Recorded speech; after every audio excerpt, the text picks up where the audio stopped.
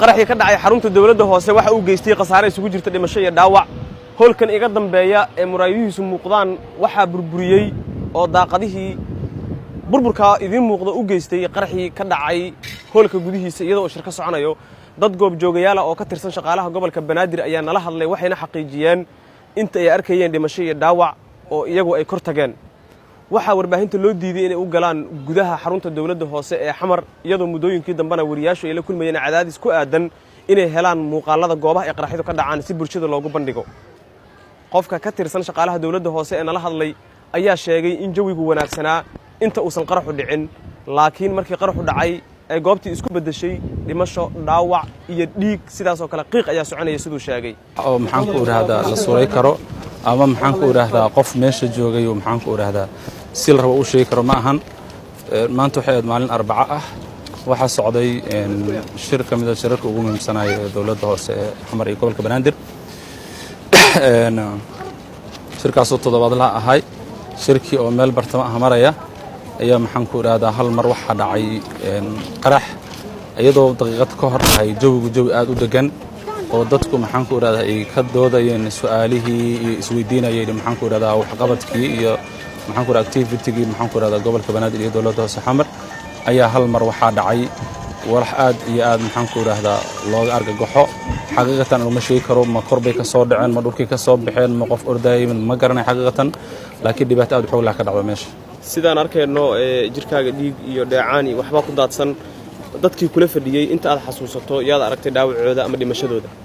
walaalo dad badan baa dhintay agaasimayaal baa dhintay gudoomiyaal degmo ayaa dhintay inta aan ka xasuusto Allahu naxariisto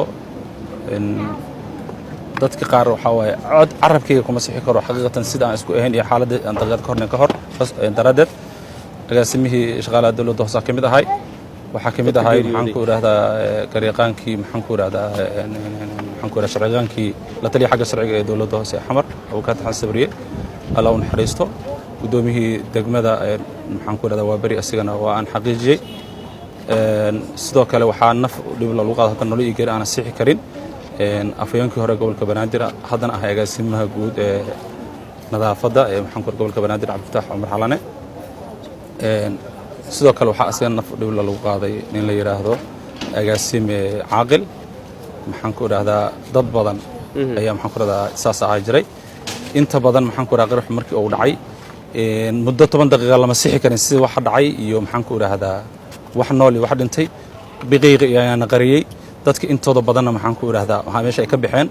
anigu halkii aan maxaan ku raahdaa isku tuurayo in gudaha lagu jiraan dareemay aan u maleynay waa istuuray waxaan ku raahdaa qof aan wax iska dhigay markii hore dhintay dan markii qiiq yaraado aan arkay in ay xaaladdu ay maxaan ku raahdaa aysan gudaha aysan hadda markaas wax ku jirin laakiin waxa dhacay uun ahayd xabadana kan xabad ay ka dhacayso ayaan soo kacay dadka ugu horeeyay oo marka indhahaygu qabteen waxay ahayd dadka saaxiibaday ahay shaqo wadaaga iyo maxaan ku raahdaa aan ahayn dharar wadaaga marka intaas baan maxaan ku raahdaa dhaawac ma aragtay gudoomiye Yirisow waxana loo sheegay inuu dhaawac yahay adigu ma aragtay wallahi aan ma sixi karo ma sheegi karo waxa ay tahay ma sheegi karo indhahayga kuma arkin aniga xaqiiqatan ilaa iyo hadda dadka geeriyooday ee la hayo waxa kamid ah gudoomiyihii degmada waa bari